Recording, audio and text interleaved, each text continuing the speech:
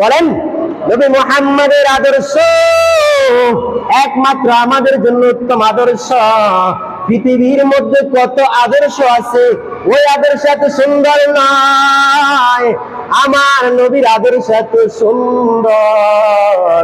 এর মুসলমান, আল্লাহর আদর্শ, আল্লাহর হাবিবের আদর্শ এত সুন্দর, যদি মানতে পারে, যদি ওই আদর্শের উপর চলতে পারে, দুনিয়াতেও কামিয়াব, আখিরাতেও কামিয়াব। সুবহানাল্লাহ।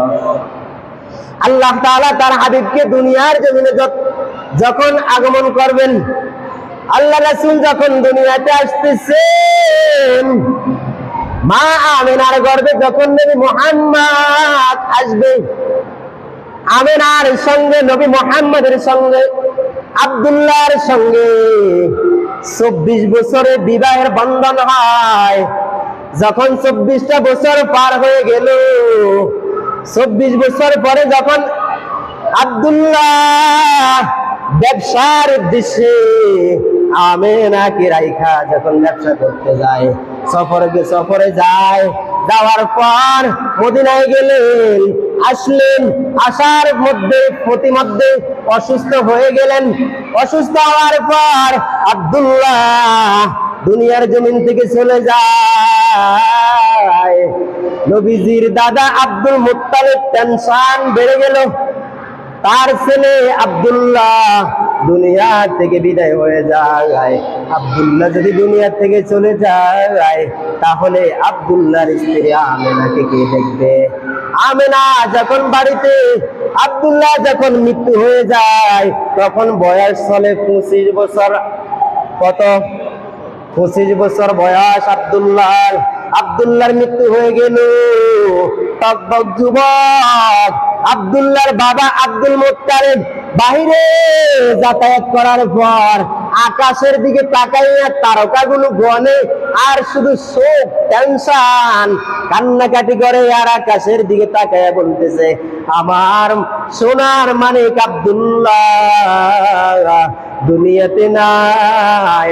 হঠাৎ করে কে জানি গায়েব থেকে আওয়াজ দেয়, এ আব্দুল মুত্তালিব, টেনশনের কোনো কিছু নাই, তোমার বৌমার ঘরে এমন একটা সন্তান আল্লাহ তাআলা দান করবেন, এমন একটা সন্তান আল্লাহ তাআলা তোমার বৌমার ঘরে দিবেন, যেই সন্তানের নাম রাখা হবে মুহাম্মদ। ওই মুহাম্মাদের কথা যখন মক্কার অলিতে গলিতে যখন আলোচনা শুরু হয়, আমিনার গর্ভে মুহাম্মদ, আমিনা যেই দিকে তাকায় শুধু আলো আর আলো দেখতেছে, আমিনা যেই দিকে তাকায় শুধু বরকত, আমিনা যেই দিকে বের হয় আকাশের রৌদ্রের খণ্ড আমিনার মাথার উপরে যখন পড়ে, মেঘের খণ্ড এসে আমিনাকে ছায়া দেয়। আমিনা যদি কলসি নিয়া ওই আমিনা পুকুরের মধ্যে, কূপের মধ্যে পানি উঠাইতে যায়, কূপের পানিগুলো আয়েশা আমিনাকে সালাম জানায়। আর মদিনার মেয়েরা বলতেছেন, আমিনা তুমি কেন আসছো? তুমি আমাদেরকে বললেই তো হতো, আমরা তোমাদেরকে পানি নিয়ে দিতাম। আমিনা তুমি আসছো, দাঁড়ায় থাকো, তুমি এখানে থাকো, তুমি যতক্ষণ পর্যন্ত থাকো ততক্ষণ পর্যন্ত কূপের পানি উপরের দিকে উঠতে থাকে। সুবহানাল্লাহ। শুধু জুদাস রাহমাতুল লিল আলামিন, মসজিদে শুধু হামার এ জমিন। নবী মুহাম্মদ কেমন দামি! এই দুনিয়াটা ছিল একেবারে অন্ধকার, এই আধার দুনিয়াকে আলোকিত করার জন্য নবী মুহাম্মদকে আল্লাহ তাআলা পাঠাইলেন, এই উম্মতের মাঝে কোরআন দিয়া পাঠাইলেন। এ বন্ধু, আপনি আপনার মাঝে যান, আপনার উম্মতের মাঝে যান, বয়ান করে শোনায়া দেন। আপনার উম্মতের আপনাকে দেখা যেন খুশি হইবে। প্রত্যেকটা নবীকে কিতাব দেওয়া হয়, নতুন নতুন কিতাব দেওয়া হয়। নতুন নতুন কিতাব যাদেরকে দেওয়া হয় তাদেরকে বলা হয় রাসূল, আর যাদেরকে পূর্বকার আগে এবং এই সময়ে যেই কিতাবগুলো দেওয়া হয় তাদেরকে বলা হয় নবী। নবী এবং রাসূল এই দুনিয়ার জমিনের মধ্যে লক্ষ লক্ষ পয়গম্বর পাঠাইলেন। আল্লাহ পাক রব্বুল আলামিন যার মাধ্যমে দ্বীনের কাজ নিতে সহজ হয়, তিনার মাধ্যমে দুনিয়ার কাজগুলো নিয়ে যান, তিনি হচ্ছেন আমাদের নবী মুহাম্মদ আরবি সাল্লাল্লাহু আলাইহি ওয়াসাল্লাম। নবী যখন জন্ম হয়, নবীর ঘোষণা যখন করা হয়, মক্কার মধ্যে আবু লাহাবকে যখন এই ঘটনা শোনানো হয়, তোমার ভাইয়ের গর্ভে তোমার ভাতিজা আসতেছে, যার নাম রাখা হবে মুহাম্মদ, মুহাম্মাদের কথা শুনা আবু লাহাব তার বাদীকে আজাদ করে দেয়। কিছুদিন পরে যখন নবী মুহাম্মদ দাওয়াত দেয়, মক্কার অলিতে গলিতে যখন নবী দাওয়াত দেয়, আবু লাহাব বলতেছে, তোমরা কি আমাদেরকে এই জন্য ডাকছো? না না না না না, দাওয়াত দিলে তো এভাবে, আমরা তো নবী মুহাম্মদকে আমরা তার প্রতি কোনো ঈমান আনবো না। যখন দাওয়াত দেয় নবী মুহাম্মদ মক্কার অলিতে গলিতে যাইয়ে যখন দাওয়াত দেয়, তখন আবু লাহাব বলতেছে, এ মুহাম্মদ, তুমি আমাদেরকে কি এই জন্য একত্রিত করেছো? নবী মুহাম্মদের প্রতি আবু লাহাব বদদুয়া দেয়, তাব্বাল্লাকা মুহাম্মদ আলী হাযা জামাতানা, হে মুহাম্মদ আমাদেরকে একত্রিত করেছে এই জন্য। না না না, আল্লাহ তাআলা যখন আবু লাহাব নবী মুহাম্মদকে বদদুয়া দেয়, আল্লাহ পাক রব্বুল আলামিন সূরা লাহাব নাযিল করে জানায় দেয়, তাব্বাত ইয়াদা আবি লাহাবি ওয়া তাব্ব। হে আবু লাহাব, যে আবু লাহাব নবী মুহাম্মদকে বদদুয়া দেয় ধ্বংস হওয়ার জন্য, আল্লাহ পাক রব্বুল আলামিন সূরা লাহাব নাযিল করে জানায় দেয়, হে আবু লাহাবের দুই হাত ধ্বংস হোক, আবু লাহাব নিজেও ধ্বংস হোক। যখন নবীজি দুনিয়াতে আসতেছেন, এই খুশির সংবাদ পাওয়া মাত্রই আবু লাহাব তার গোলামকে আজাদ করে দেয়, বাদীকে আজাদ করে দেয়। আর যখন নবী মুহাম্মদ দ্বীনের কথা কয়, ইসলামের কথা কয়, কোরআনের কথা কয়, মানুষকে দাওয়াত দেয়, তখন আবু লাহাব বলতে লাগলো, তাব্বাল্লাকা মুহাম্মদ আলী হাযা জামাতানা, হে মুহাম্মদ তুমি আমাদেরকে এখানে একত্রিত করেছো, এই জন্য তোমার উপর আল্লাহর লানত পড়ুক, তোমার উপর আল্লাহর বদদুয়া পড়ুক। যখন এই বদদুয়া দিতে লাগলো, আল্লাহ পাক রব্বুল আলামিন সূরা লাহাব নাযিল করে বলতেছেন, হে আবু লাহাব তুমি ধ্বংস হও, তোমার দুই হাত ধ্বংস হোক। আল্লাহ তাআলা বলেন, মা আতাকুমুর রাসূল ফাখুযুহু ওয়া মা নাহাকুম আনহু ফান্তাহু। আল্লাহ পাক রব্বুল আলামিন বলতেছেন, হে বন্ধু আপনি আপনার উম্মতের মাঝে জানায়া দেন, আপনার উম্মতদেরকে বলে দেন, মা আতাকুমুর রাসূল, রাসূল সাল্লাল্লাহু আলাইহি ওয়াসাল্লাম যা নিয়ে এসেছেন, ফাখুযুহু ওয়া মা নাহাকুম আনহু ফান্তাহু। আল্লাহর রাসূলের যে আদর্শ তোমরা তা মজবুত করে ধরো, আঁকড়িয়ে ধরো। ওয়া মা নাহাকুম, যেগুলার প্রতি রাসূল নিষেধ করেছেন তোমরা ওগুলা ছেড়ে দাও, আর যেগুলার প্রতি আদেশ দিয়েছেন ওগুলা মেনে নাও, তাহলে তোমরা ইসলামের উপরে পরিপূর্ণ থাকবে। যখন নবী মুহাম্মদ জন্ম হয়ে দুনিয়ার জমিনে আসেন, মা আমিনার গর্ভে আসার পর পুরা মক্কার মধ্যে আওয়াজ শোনা যায়, যে মক্কাটা মরুভূমি এলাকা, যে মক্কার মধ্যে কোনো পানি পাওয়া যেত না, শুধু বালি আর বালি। নবী মুহাম্মদ জন্মের পর এত দামি হয়ে গেল মক্কা। নবী মুহাম্মদকে নিয়ে আব্দুল মুত্তালিব কোলে নিয়ে নিয়ে নিয়ে নিয়ে যখন বাইতুল্লাহর ভিতরে ঢুইকা প্রতিমাদের পূজা করতে লাগলো, নবী মুহাম্মদ এখনো ছোট শিশু বাচ্চা, নবীকে নিয়ে তারা কি করতেছে? নবীকে নিয়ে বাইতুল্লাহ মক্কার ভিতরে ঢুইকা প্রতিমাদের পূজা করতে লাগলো, চক্কর দিতে লাগলো। নবী মুহাম্মদ যখন বুঝ জ্ঞান হয়ে গেল ওই প্রতিমাদের পূজা, তখন দেখতেছে তার দাদারা করতেছে, ওই পূজা থেকে নবী মুহাম্মদ ফিরে আইসা ইসলামের পথে দাওয়াত দিয়ে যায়। নবী মুহাম্মদ জন্ম হয়, জন্ম হওয়ার পর কিছুদিন মা আমেনা কি করে? দুধ পান করায়। ওই দেশের রেওয়াজ অনুযায়ী মা আমেনা নবী মুহাম্মদকে হালিমা সাদিয়ার কাছে দিয়ে দিলেন। লালন পালন করার জন্য হালিমা সাদিয়া 4 বছর পর্যন্ত লালন পালন করলেন। নবী মুহাম্মদকে 4 বছর পর্যন্ত লালন পালন করার পর হালিমা সাদিয়া প্রত্যেকটা বছরে 2 বার করে আমিনার সঙ্গে মুহাম্মদের সঙ্গে সাক্ষাৎ করায়া দিতেন। আমিনা যখন নবী মুহাম্মদকে পায় বুকে নিয়ে জড়াইয়া ধরে আর কাঁদে আর বলে, মুহাম্মদ তুমি যেন একটা চাঁদের আলো। নবী মুহাম্মদকে পাইয়া বুকে জড়াইয়া বলতেছে, আমার সোনামণি এতদিন পর্যন্ত দেখি নাই। মুহাম্মদকে দেখার পরে এত আনন্দ হয়, আবার কিছু দিনের জন্য হালিমা সাদিয়ার কাছে দিয়ে দেয়। হালিমা সাদিয়ার কাছে যখন 4 বছর নবী মুহাম্মদ লালন পালন হয়, আস্তে আস্তে আস্তে আস্তে বড় হয়, ওই নবী মুহাম্মদকে আল্লাহ পাক রব্বুল আলামিন দুনিয়ার জন্য পাঠানোর পর পুরা দুনিয়া এমনকি সারা বিশ্বের মানুষগুলো আনন্দে চিত্তে খুশিতে নবী মুহাম্মদকে পাইয়া এমন খুশি হয়ে গেল। কারণ তখন ছিল বর্বরতার যুগ।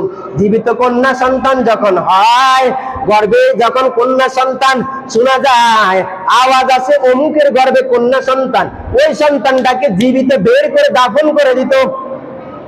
নবী মুহাম্মদ আগমনের পর কন্যা সন্তান একটাও জীবিত দাফন করা হয় না। নারীদের মর্যাদা সম্মান আল্লাহর রাসূলের কারণে বাড়ায় দিল। গর্ব সূরত আদমি ইনসাবুদে আহমদেবু জাহলু হামকে সাবুদে। সব মানুষ যদি মানুষ হইতো তাহলে আবু জাহাল তো নবী মুহাম্মদের মতো হইতো, নবী মুহাম্মদের মতো হইতেন না? হইতেন। কিন্তু সব মানুষ তো মানুষ নয়। রং সুরত দেখলেই কি মানুষ? মানুষ না। রং দেখলেই মানুষ না। সুরতে সুন্দর, লম্বা, মোটা, তাজা আল্লাহ পাক এত সুন্দর করে বানায়। আল্লাহ বলেন, না না, রং সুরত সৌন্দর্য দেখা যদি মানুষ হয় তাহলে তো মানুষ না। এর ভিতরে আল্লাহর হুকুম, নবীর আদর্শ আছে কিনা তা যাচাই করে দেখতে হবে। যদি মানুষ, প্রত্যেকটা মানুষ মানুষ হইতো তাহলে তা আবু জাহল মুহাম্মাদের মতো হইতো না। না, প্রত্যেকটা মানুষ মানুষ আল্লাহর রাসূলের আদর্শ গ্রহণ করতে পারে না। আল্লাহ যাকে কবুল করেন তাকেই ইসলামের জন্য, দ্বীনের জন্য, আল্লাহর রাসূলের আদর্শের জন্য কবুল করেন। লা ইয়াহদিয়াল্লাহু বিকা রাজুলান ওয়াহিদান খায়রুল লাকা মিন হুমুরিন নাআম। কোন ব্যক্তির মাধ্যমে যদি দ্বীনের একটা কাজ হয়ে যায় তাহলে এটা এত দামি, আরবের লাল ওট চাইতে অনেক উত্তম। আজকে যারা এই আয়োজন করেছে এটা ভালো করেছে না খারাপ করেছে বলেন? ভালো করেছে না? আজকের আয়োজন যারা করেছে এটা কিসের জন্য করেছে? আল্লাহর রাসূলকে মহব্বত করে এই জন্য, ঠিক না? আল্লাহর রাসূলকে মহব্বতের কারণে আজকের এই আয়োজন করলেন। আল্লাহকে মহব্বত করার কারণে, আল্লাহর মহব্বত যদি অন্তরে না থাকতো, নবীর মহব্বত যদি অন্তরে না থাকতো তাহলে কি এই আয়োজন করতো বলেন? আজকে আমরা এখানে কেন আসছি? আল্লাহকে ভালোবাসা আসি নাই? নবী মুহাম্মদকে ভালোবাসে এই জন্য তো আসছি। কিন্তু আমরা সেই নবী মুহাম্মদের আদর্শ আমাদের ভিতরে নাই। নবীর আদর্শ যদি আমাদের ভিতরে থাকতো প্রত্যেকটা কথা আমরা মানার জন্য চেষ্টা করতাম, কিন্তু আমাদের ভিতরে সেই আদর্শ নাই। রাসূল আরবি সাল্লাল্লাহু আলাইহি ওয়াসাল্লাম বলেন, মান আহাব্বা সুন্নতি ফাকাদ আহাব্বানি ওয়া মান আহাব্বানি কানা মাই ফিল জান্নাহ। রাসূল আরবি সাল্লাল্লাহু আলাইহি ওয়াসাল্লাম বলেন, মান আহাব্বা সুন্নতি, যে ব্যক্তি আমার একটা সুন্নতকে আঁকড়িয়ে ধরে, ফাকাদ আহাব্বানি, যে ব্যক্তি আমার একটা সুন্নতকে মানলো, মনে হয় যেন সে আল্লাহর একটা হুকুম মানলো। ওয়া মান আহাব্বানি কানা মাই ফিল জান্নাহ। এই ফিতনা জামানার মধ্যে কোন ব্যক্তি যদি আমার একটা উম্মতে যদি একটা সুন্নতকে মানে তাহলে কিয়ামতের ময়দানে ওই ব্যক্তি আমার সাথে জান্নাতে যাবে। সুবহানাল্লাহ। কার সাথে জান্নাতে যাবে? নবী মুহাম্মদের সাথে জান্নাতে যাবে। এর উম্মতের দল। নবী যখন আগমন করেন, নবীর ঘোষণা যখন হয়, নবীর যখন আবার মৃত্যু হয়ে যায়, সবাই কিন্তু কান্নাকাটি করতেছে। আবু হুরায়রা বলেন, নবী যখন মৃত্যু হয়ে গেল তাহলে তো আমি মক্কার মধ্যে, মদিনার মধ্যে থাইকা কোনো ফায়দা নাই। যে নবীকে না দেখলে আমার হৃদয়টা, আমার অন্তরটা পুড়ে যায়। ওই নবী মদিনাতে নাই, আমি মদিনাতে থাকবো না। আবু হুরায়রা মদিনা চাই না, চলে যায়। আবু হুরায়রার কান্না, আবু হুরায়রা কান্দে, আবু বকর, উমর, হযরত ওসমান, আলী প্রত্যেকে কান্নাকাটি করতেছে। ওমর রাদিয়াল্লাহু তাআলা আনহু বুকের থেকে নাঙ্গা তলোয়ার বের করে বলতেছেন, তোমরা কি বলো নবী মুহাম্মাদের মৃত্যু হয়ে গেছে? না না, নবী মুহাম্মাদের মৃত্যু হয় নাই। এই কথা যেই ব্যক্তি বলবে সে আমার এই তলোয়ার দেখছো, তোমরা যদি বলো নবী মুহাম্মাদের মৃত্যু হয়ে যাবে, হয়ে গেছে, এই কথা বলা যাবে না। নবী মুহাম্মদকে আল্লাহ তাআলা নিয়ে নিয়েছেন, আল্লাহ তাআলা নবী মুহাম্মদকে আল্লাহর কাছে নিয়ে নিয়েছেন। প্রত্যেকটা মানুষ দুনিয়ার জমিন থেকে যাবে, নবী মুহাম্মদ চলে গেলেন। নবী মুহাম্মদ যাওয়ার পরে উম্মতের জন্য উলামায়ে কেরাম হলেন উত্তরসূরি। উলামায়ে কেরাম যেই কথাগুলো বলে, যেই দিক নির্দেশনাগুলো দেয়, ওই কথাগুলোর উপর যদি আমরা মেনে চলতে পারি তাহলে তো আমাদের ফায়দা আছে না নাই? বলেন, আমাদের ফায়দা আছে না? আমরা তো সেই কথাগুলো আজকে মানতে পারি না। আমাদের এই আলোচনার মূল উদ্দেশ্য হলো রাসূলের আদর্শ থেকে আমরা যদি কিছু শিখতে পারি, এখান থেকে আমরা কিছু যদি মানতে পারি, এর উসিলা করে আল্লাহ পাক রব্বুল আলামিন হয়তো আমাদেরকে কি দিবেন? জান্নাত দিবেন। কিন্তু আমরা তো ওই নবীর আদর্শ আমরা মানতে পারি না। এরে বন্ধু, আল্লাহর রাসূল এত দামি, নবীদের কোনো গুনাহ আছে? বলেন, নবীদের কোনো গুনাহ আছে? গুনাহ নাই।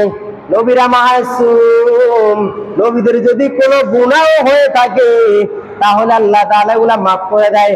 আর উম্মতের যদি গুনাহ হয়, উম্মতদেরকে তাওবা করা লাগবে কিনা বলেন? আল্লাহর কাছে তাওবা করা লাগবে না? যদি আল্লাহর কোনো বান্দা কি করে গুনাহ করে ফেলে, তাহলে ওই বান্দাগুলো আল্লাহর কাছে কি করা লাগবে? তাওবা করা লাগবে। আর তাওবা করে আল্লাহ তাআলা যদি মাফ করে দেয় তাহলে মাফ হবে। কোন বান্দা একজন আরেকজনের সাথে কি করলো? ঝগড়া করলো।